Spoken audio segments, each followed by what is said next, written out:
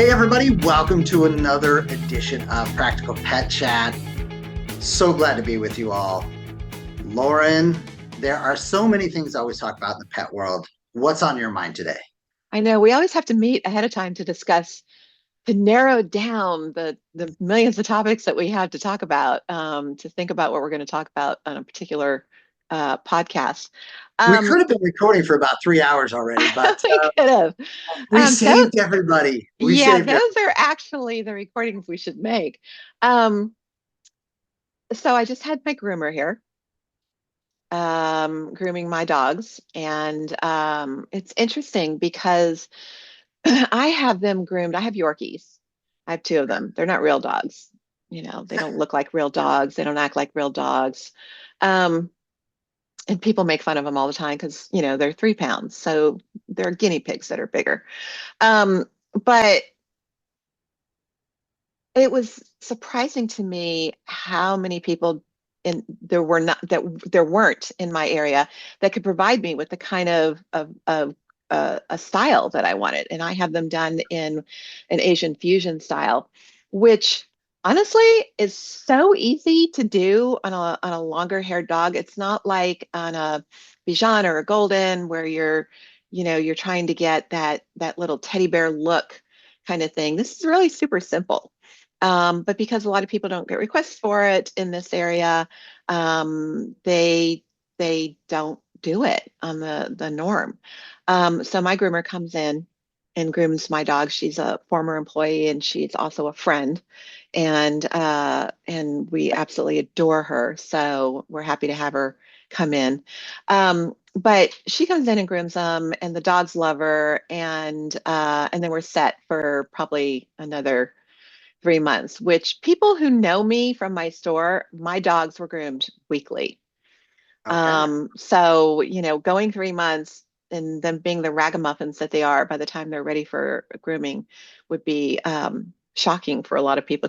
It's a shock for us. Um, but it's different when you don't have somebody locally, and I would get a lot of pushback when I had my store of, isn't it bad to wash dogs that often? Well, it can be. It depends on what you're using and the products that you're using and how it's being done, the particular animal, oils in the coat, all of that kind of thing. And Yorkies have more hair than they do fur. So it's a little bit different. And the products that I chose for our grooming salon were very specific so that we didn't run into anything that severely stripped out the coat and stripped out the oils and that kind of thing. So it was great. Did it for years and years and years, and it's just different now, having these grubby little monsters that run around. The upside is because my dogs are smaller than anything else living in Texas. Um, they don't go outside. They're housebroken to pads inside, and their pee is about the size of a quarter, an actual quarter. So it's not that big of a deal, but there's a lot outdoors that dogs pick up, that attaches to their coat, and I especially see that, and I see an uptick in the Facebook group, when it's seasonal change, because they're like magnets for everything outside. They're magnets for pine needles and magnets for pollen and magnets for things that are blowing in the wind and dandelions and all this stuff. And they just come into the house and people leave it at that. And then they're looking for help when it comes to quote unquote allergies, or responses to seasonal change. And what do I do about that? And everybody wants to run to the vet and get that quick fix from big pharma on how I make all that stop. And it's sometimes the simplest thing is, how about you wipe them down when they come back inside? Take a damp towel, wipe them completely down. Don't use the towel again, because now everything that you've wiped off of them is transferred into that towel. And I would teach clients to have a stack of like microfiber towels and a spray Yeah, bottle love of it. water, distilled water or purified water. And when they come in, first thing you check is, wipe the coat down, check the pads, check underneath the feet. Because what happens is when they walk, you put the foot down, the toes spread, pick the foot up, should do it this way, pick the foot up, the toes close. So they end up gathering things in their Right. paw pads. Then they come in the house, scratch behind the ear, nice little plume of pollen goes all over their head and their face. And now you've got the watery eyes and the sneezing and that kind of thing. So it can be much better managed. I mean, that's obviously not going to be the fix for every kid, but that alone can diminish a lot of those issues. And you just have to get in the habit. And that's the biggest problem is people always want the quick fix because they got to get up, they got to wipe the kid down, they got to check the pads, all of that kind of stuff. And it's not necessarily the healthiest answer to do the chemical fix with a drug. Yeah, all I can envision, by the way, at your house is not only do they come in, but you've got the hair blowing with the, wind and the spritz and all of that, and the little cucumbers going on the eyeballs.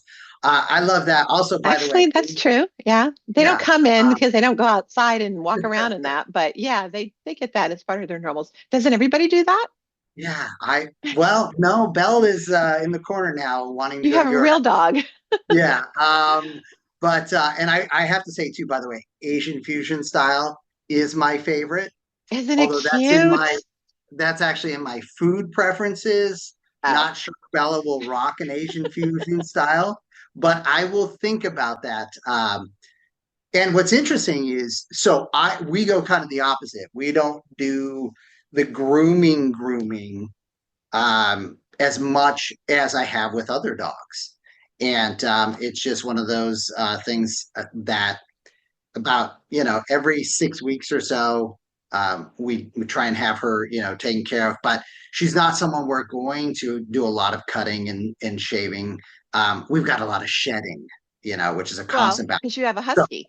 right. Yeah. Husky mix. And so what we do every day is and I love it because I can say time for vacuuming and most folks and visitors at the house are like, "Oh, you're going to vacuum while I'm here." And it's like, "Oh no, I need to vacuum Bella."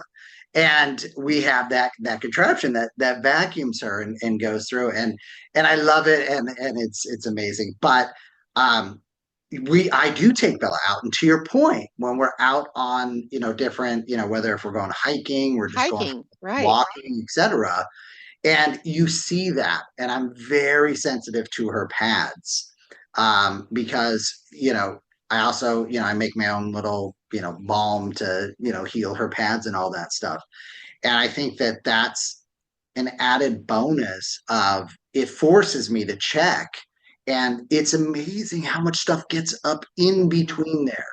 I love that. And, we'll do yours. Your hands are better than mine. But it is so true. And it's such a great example of it's pulling up. But also, you know, Belle is very inquisitive. And I'm one of those folks. And this is one of those weird things, not really has to do with grooming, but it leads to grooming. And I let Belle explore when we're out, whether it's a walk, whether she's in the backyard, whether we're on a hike. Go ahead, sniff to your heart's content. I'll stand here for 4 minutes and 5 minutes while you get all the messaging that every other animal has left here for you. Uh, Email, yeah, get all that. Yeah, but what ends up happening though sometimes too is sometimes she's rubbed her nose raw because she's right. just or she digs like I have to be here in this I'm not moving for anybody and I'll be like, oh, okay.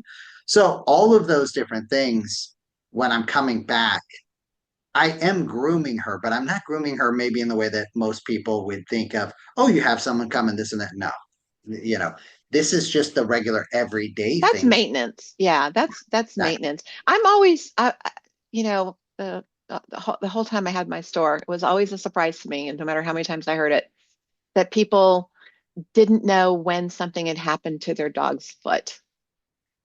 When's the last time you checked it? I don't know. Don't you Mm. get belly rubs? I mean, Yeah. it isn't even that you have to examine, your dog on intake into the house, but belly rubs, whatever, their little paws are up. You should be touching their paws anyway, even if Yeah. they don't like it, because you want to continue to get them used to it.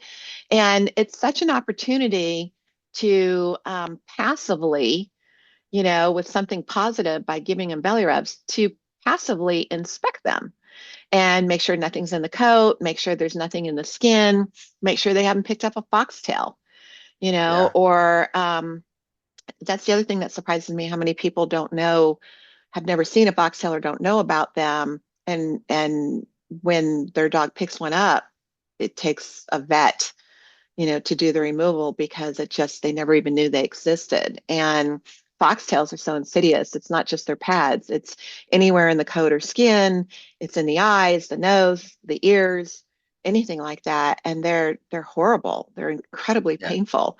I've had clients who have gone out in common areas that have been freshly mowed, and they reach out to me a week or so later, no correlation at the time, that they think their dog has developed allergies and is sneezing and is having issues. And by the time, if they're going to the vet and the vet doesn't do an exam looking for something like this, I've had shockingly a number of clients, because you wouldn't think this would be a thing, right? That their dogs have inhaled a blade of grass and it Mm. works Yeah. up into the nasal area, into the Yep. sinuses. And, it's not an easy thing to search for. So a vet, you have to almost, I've had clients go back and say, just have the vet, you know, make the vet aware that, could that be possible? That Sure. they inhaled a blade of grass just to kind of guide him. And, vets are human. Oh, I don't know. Let's see. But Yeah. ever since I started telling clients that, clients would come back and go, my dog inhaled a blade of grass. They're like, I didn't even know that was a thing. And it's like, okay, well, I didn't either back in the day until it happened to a client. And then now it's just part of my repertoire when we've exhausted going through all of the possibilities. Let's check for that. Let's just Yeah. rule it out. Let's make sure that's not an issue. But, Yeah. that's one of the reasons that it's, if you're not doing that, if you don't want to do that, if you're not doing that, there are these wonderful people called groomers, Right. that even if you have a dog that doesn't need a haircut, they are hands on. They're the ones that are in there watching your dog and inspecting your dog and doing the nails. And, even if your dog wears their nails down, because they're walking on hard surfaces and don't need a nail trim, it's nice to go to a groomer, to have just a full check.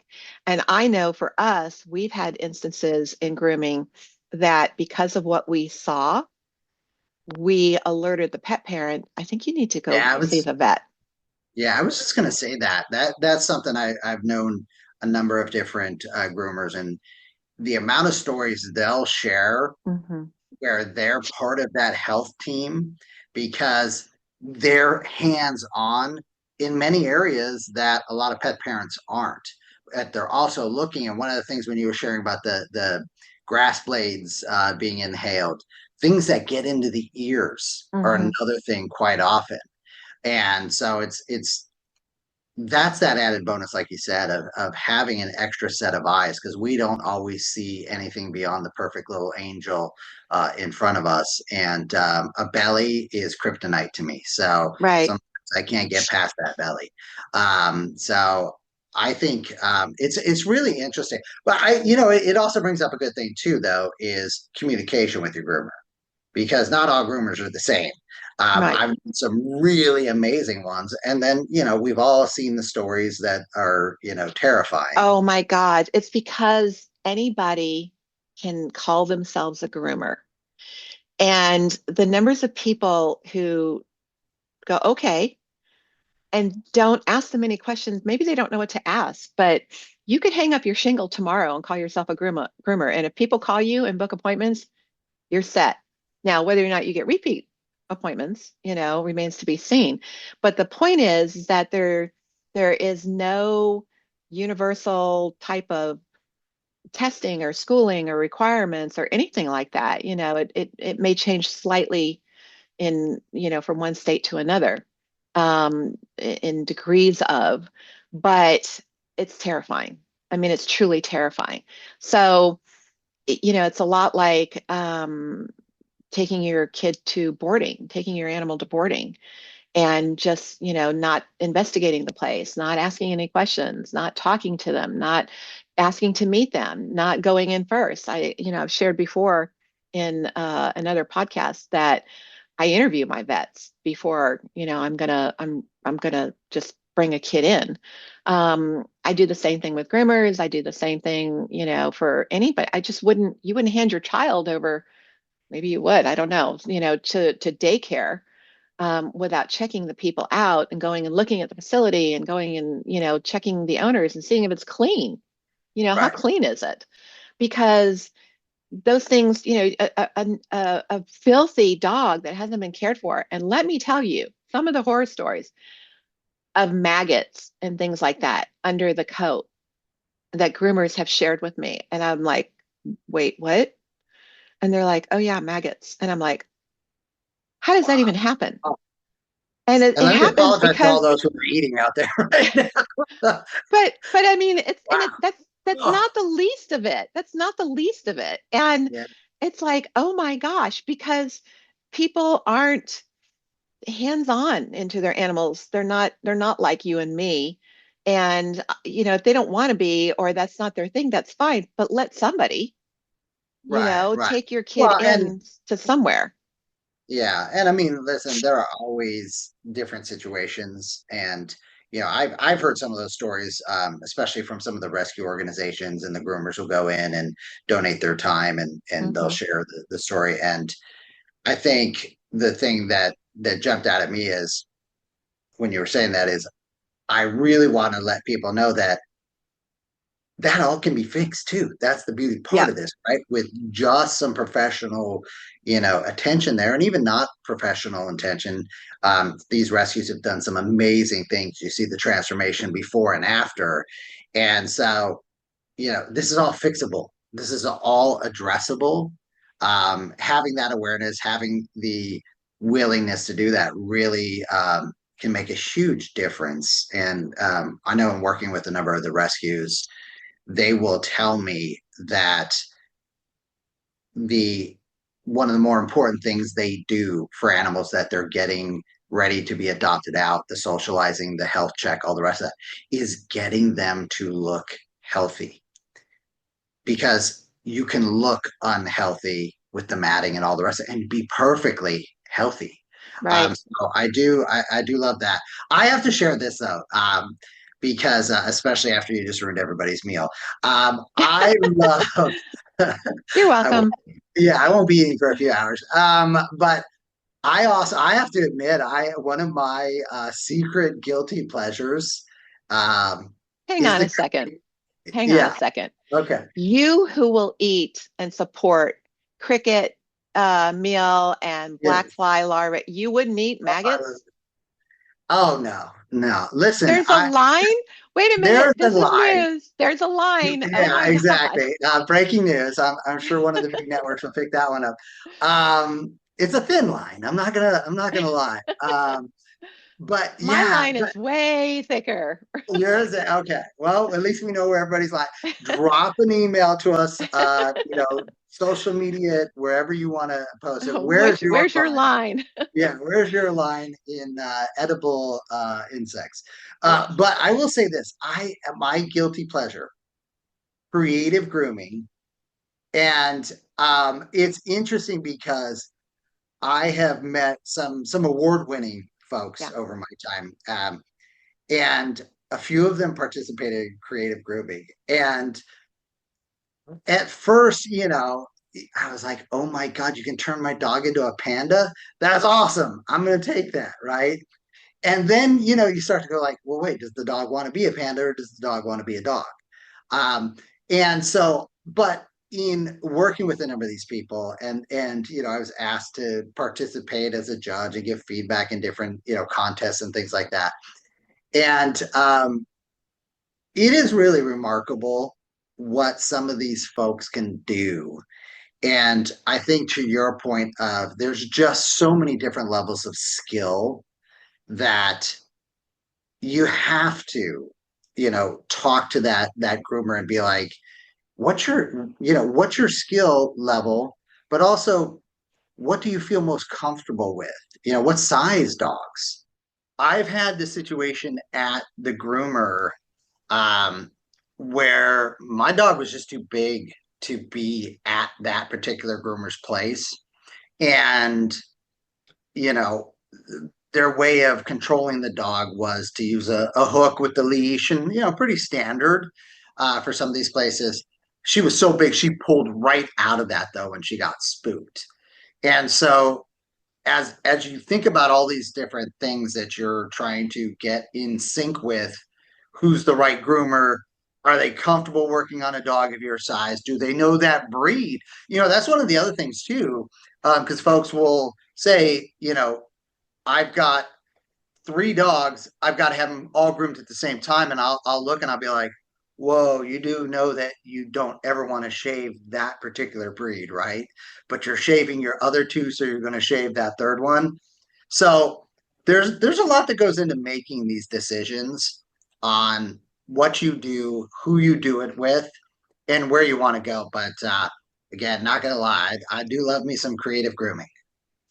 Yeah, so you made an interesting comment on, does the dog want to look like a panda? So, other than the fact that dogs look in the mirror because they see another dog, I'm I don't think it's so much do they want to look like that. Let's call it what it is. Creative grooming is for the human. 100%. It's not for the dog. Though there are dogs who love the attention that comes with that, depending on how the attention comes. And the reason I say it that way is because there is such a hot button topic about creative grooming for so many people Sure. because, some people love it and some people think, oh my God, how could you do that to that dog? That's just wrong. That's ridiculous. And go on and on and on. It's practically vitriolic. And I get both sides of, I don't get the vitriol, but I get both sides of the opinion. What I look at is the dog. So I go to a trade show every year that has a big grooming contest, Yeah. time frame. And so I'm used to seeing the creative grooming dogs. And I swear to God, there are some dogs that look positively embarrassed. I mean, they just do. They're like they're not happy, and I'm sure I'm transferring and reading my own stuff into that. But I'm looking at the body language and everything, and I'm like, you hate how you look, don't you? I've had that kind of haircut. I understand. And and then there's other dogs that are prancing through, and they're like, yeah, I look good. And Yeah. and that also people react to that. So a lot of times some of the 100%. negative response will come from people who, maybe are reading that the dog doesn't look happy and that kind of stuff. I wouldn't do that to a dog. I would never go up to a dog and say, dude, your haircut sucks. But, I mean, I don't do anything negative when it comes to dogs because they're nothing but positive. But creative grooming is touchy, and the other part of it too is creative grooming has improved greatly in the Oh last several yes. years Yes. because the products Yeah. that they were using, and some groomers still use them, are the same kind of products you would use for human hair, right? Yeah, I know. I remember groomers that were using, 20 level or 40 level or whatever bleach, to Mm. achieve a certain look. And I was like, oh, so, great concern over the skill set and the ability of the groomer in a situation like that. And I'm sure some of them are great at it.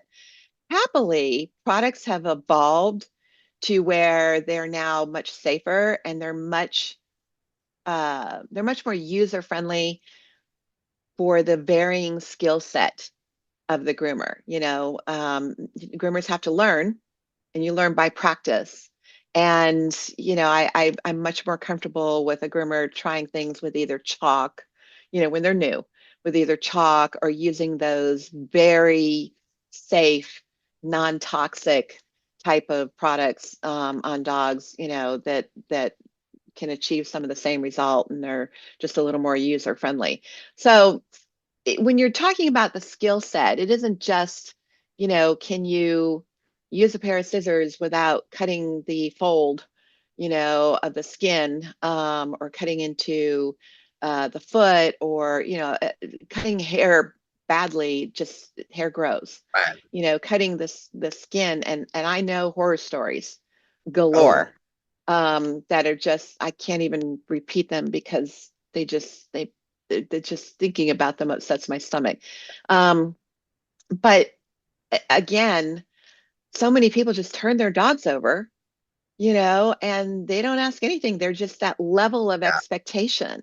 And I'm Well, sorry, but I got to know how long you've been grooming. yeah, What are you going to do? And do you know about the cut that I want?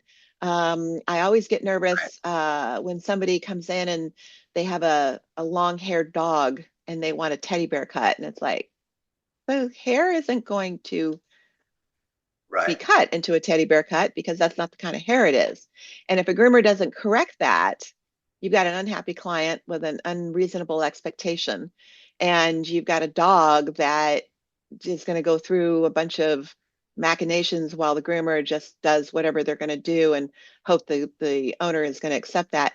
You've got to match your right, level of expectation with a groomer who's going to tell you the truth and who has the skill set and the knowledge to either give you what you want or flat out tell you. Because I know when I had my store, people would come in, I'm like, that's not that's not going to happen. You're right. That is an adorable cut. Your dog now has adult hair, right. so trying to achieve the look that for example, Yorkshire Terrier had when it was a puppy, where all that cute puppy hair was like, Yeah, because it was all standing out. Now it's grown and it's a long-haired dog, and we're just not going to achieve that. And I've had people leave and go elsewhere and right, think that they're going to get that because the people want the money, and they go, yeah, yeah, yeah, we can do that, and they don't get it. And then right, eventually they end up back with me, and I go, well, because you can't get that kind of a cut with right. what the hair is Well, now. and I think you hit on so many important things there. We're definitely going to do a whole episode about creative grooming. Because I have my limits. I agree with you. The ingredients, the things that they use, but we could extend that to also where I have seen folks championing tattooing their pets. Yeah. And I've had some interesting conversations in that vein. But I want to stay a little bit focused. Hard when I'm all over the place with all the exciting things you bring up. But I think that when you said it's it's not just skill because many of these folks have skill. It's also that communication point that you just hit on Yeah. because it's no different. I mean, if you just break down to what's the practicality of being a pet parent, being able to communicate in each instance what you want and then having the person you're communicating that to, whether it's a vet, whether it's a groomer, whether it's a trainer, etc., communicating back to you in an honest way and saying we can achieve that, or you know what, there's going to be many steps for us to achieve something like that. And so I love that you said that because the best thing you can do as a business, and I know we've gotten some business questions recently, is to not just be direct but to also just say, you know what, we're not the right choice for you if that's the direction you want to go to. And you really do establish that, not just credibility, but you're doing the right thing. And at the end of the day, I'm a little Pollyannic in that you slap me around a lot. So I've gotten better at being so Pollyannic. I like to believe we're all trying to do the right thing.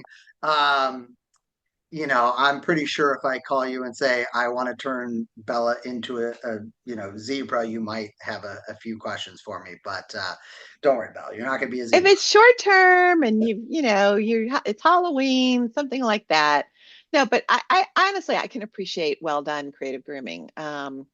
I don't Well, personally. and think about the hands-on touch and the close connection that's going on. That's one thing that I've seen.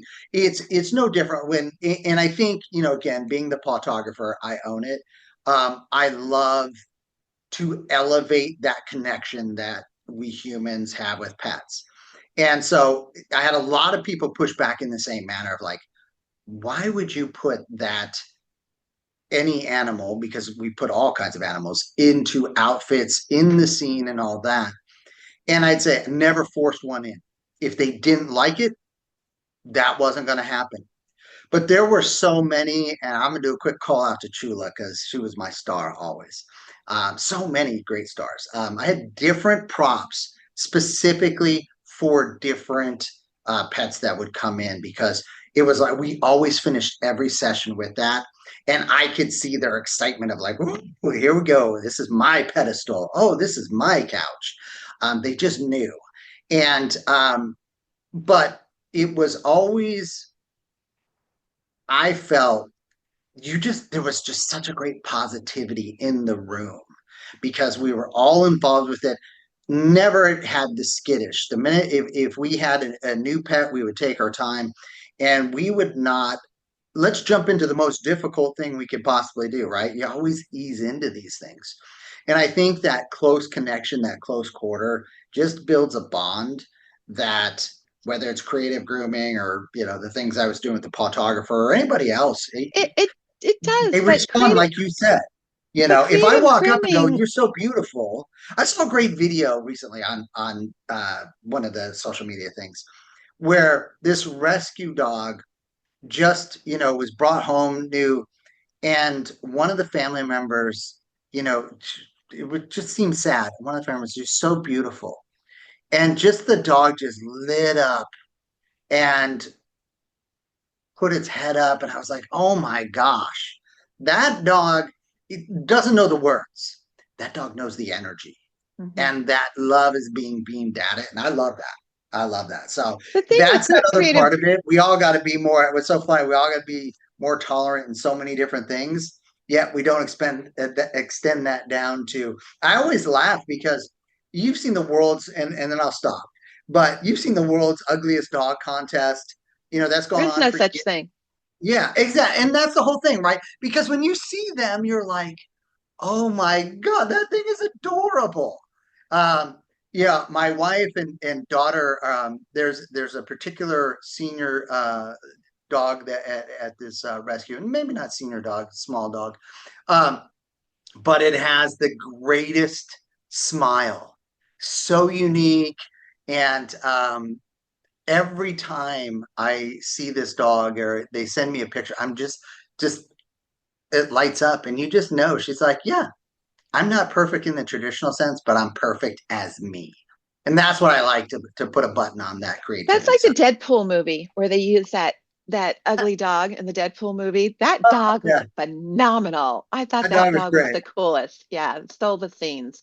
But to circle back when you said the bonding touch on creative grooming, some creative grooming takes hours or days to do. Exactly. And I'm not good with that because I just think it's so exhausting for the dog. And I'm probably going to get hateful emails on this, but I don't mean it in Typing negative. one right now for you.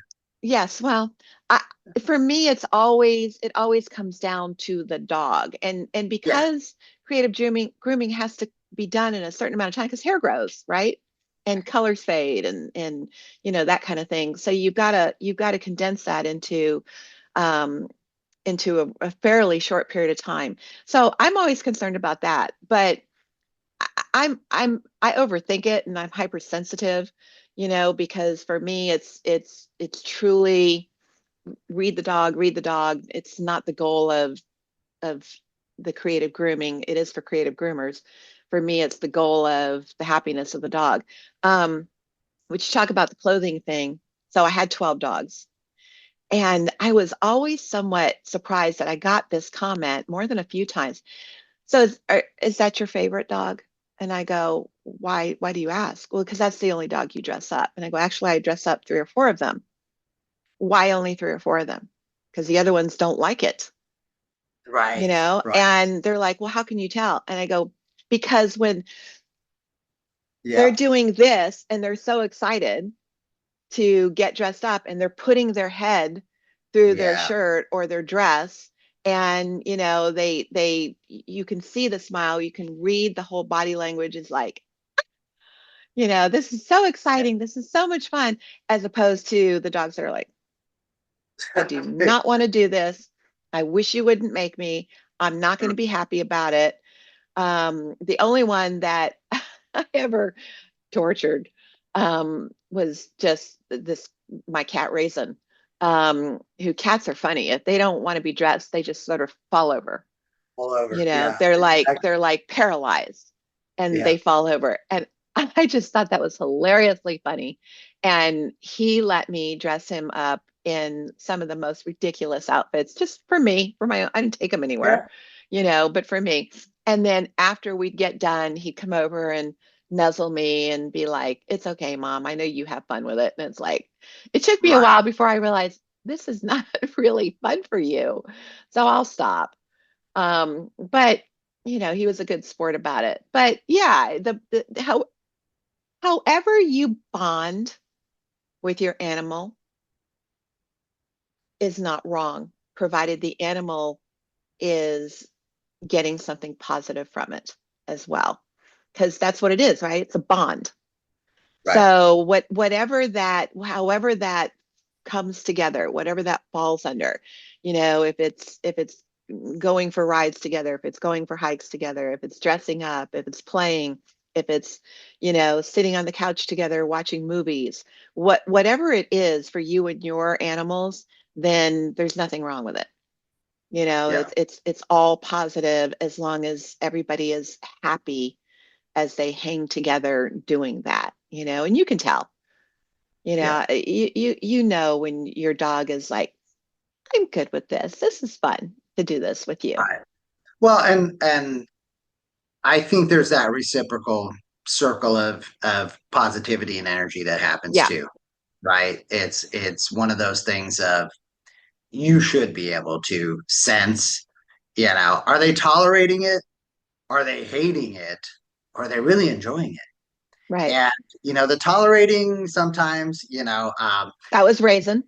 yeah, because and I was thinking about it too because one of the biggest things that we did too was that at the holidays we would have we'd have somebody in an Easter bunny outfit and we'd have Santa at the studio, and that was for whatever reason more troubling than anything else for most pets.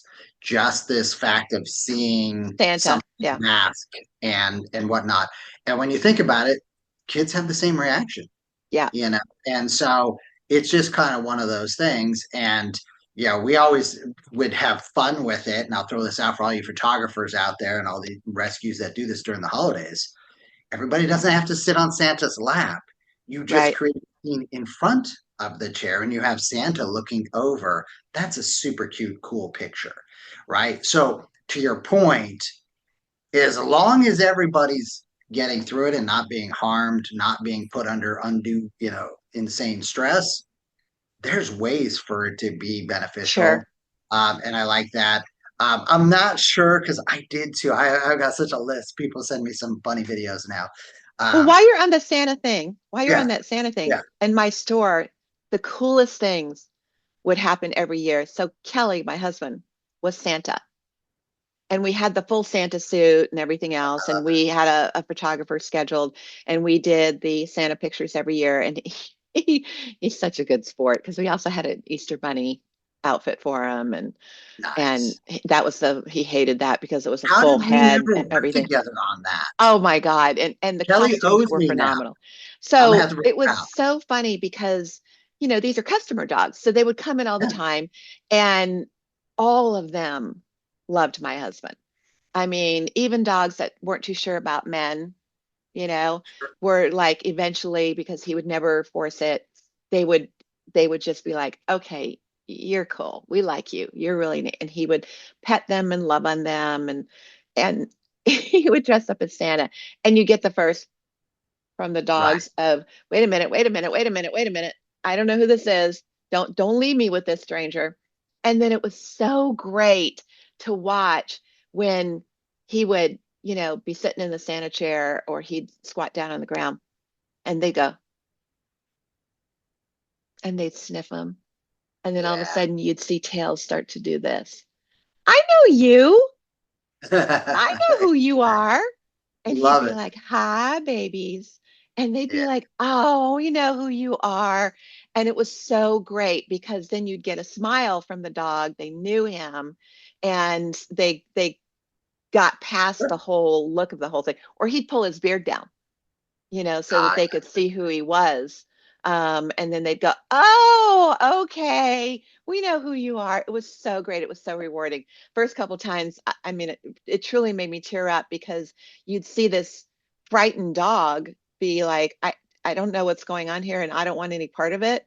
And then the realization was so yeah. rewarding. And my husband would be like, you know me now, right? I'd be like, yeah, I know you. Okay, this is cool. We could do this. It's I great love it. pictures. Yeah. Yeah. No, always and that just goes back to overall too. Just it's an important family, you know, timeline for all of us. You get holiday pictures, you get family pictures. And that was a big part of the impetus of me creating the Pawtographer was I wanted heirloom pictures that meant more to people beyond just the pet parent. I wanted anybody to see it and go, oh. And we see Right. that so much more now, but back when I started doing all that, that was, I mean, I took so much grief. And I Me had this too. big huge banner on the back of the building, so as you drove down the 55 freeway in Orange County, California, headed to the airport, you'd see a dog dressed like a pirate next to a pirate chest, and then this dog wearing this pink outfit sitting on the moon.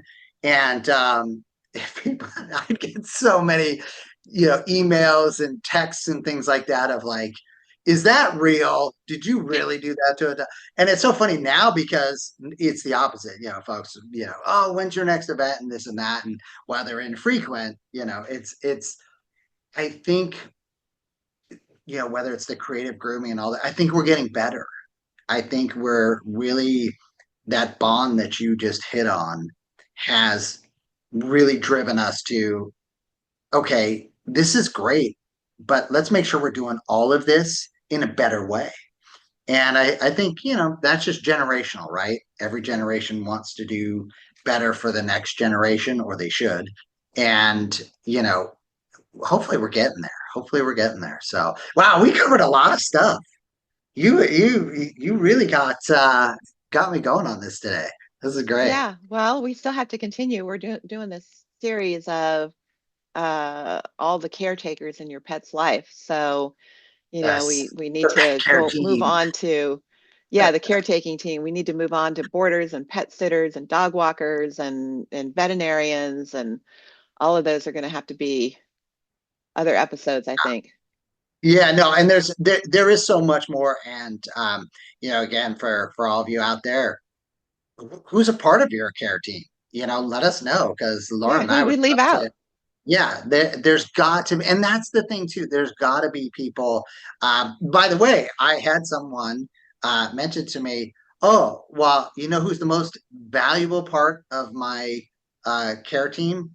And blew my mind with this. And then as I thought about it, I went, "Oh, that makes some sense." They have 4 dogs. It's their poop patrol that comes weekly and scoops all the poop in their backyard and their front yard and all the rest of it, so that way it doesn't become a problem for them because their association used to provide them with fines. So I Oh wouldn't my have thought about gosh. that. I Me either. have myself and my daughters, we take care of that. So I don't have a poop patrol as part of my care team. No, but you know what's important about that? Just made me think about it. There's a lot of value in picking up your dog's poop yourself Oh, because that sure. that poop is a barometer. Yeah. That's how you know what's going on with your dog. So when you're looking for a poop patrol person, make sure that you have that communication with them of, do you look at the poop to make sure you're not seeing anything that I should know about? Because if you're Yeah. not going to pick it up, make sure that you have some sort of a relationship with that person that they're going to tell you, hey, something's going on with your dog. Yeah. This No, is what I'm it seeing. is. That's a really important barometer. That's a great call out. I don't really have too much of that problem because many times I'm taking Belle out with all the Right. coyotes and everybody else here. Even though I know she could hold her own, I don't take the chance too Yeah. often. Yeah, no, that's great. Well, I think we've reached a natural end to this. But if With folks want poop. to reach, yeah, with Poop Patrol, man, we've got to get some t-shirts and stickers going for some of the fun things we have here. But I want to make sure folks know how to reach out to us. So throw out that email. Oh, is that my cue? That's your cue. But that's okay. I mean, I could do it too.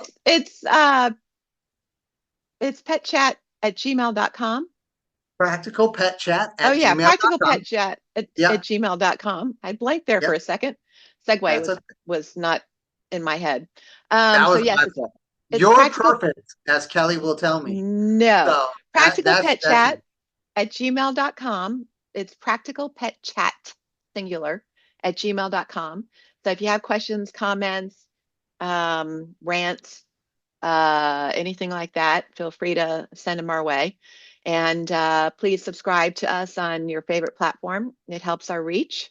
And the more reach we have, the faster we can grow, the more exciting things we can bring you, because we have things that we know are in the offing that we want to bring to everybody. So certainly it will help us out if you'll subscribe. Yeah. Well, thank you everybody for joining us. I hope you had as much fun as I did. We really appreciate y'all. Have a great week. Bye, guys.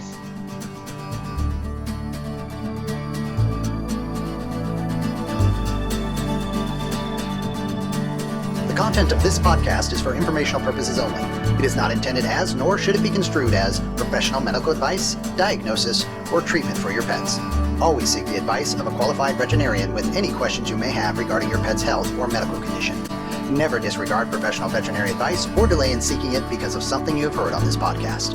The hosts and the guests of this podcast are not liable for any actions taken based on the information shared during these episodes.